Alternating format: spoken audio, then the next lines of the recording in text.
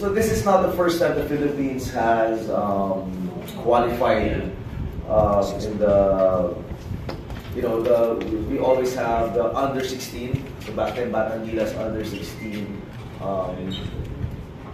qualifiers for the World Cup.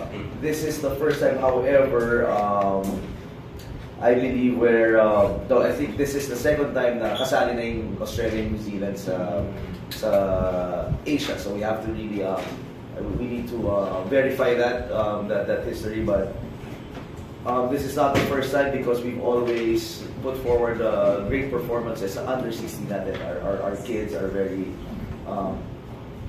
talented and very competitive. They're exposed to great competition. The only hiccup was after the pandemic. So our under 16 campaign after the pandemic, everything was shut down. We weren't able to prepare as hard and long as we wanted to.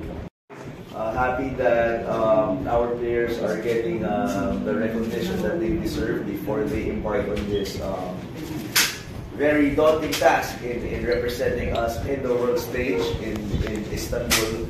And we are preparing hard, preparing long, preparing as best as we can so that we can put forward a performance worthy of the Philippine flag. So whatever happens, the important thing is we want to represent the country well. We want to really be good. We want to be great ambassadors for the Philippines in this competition.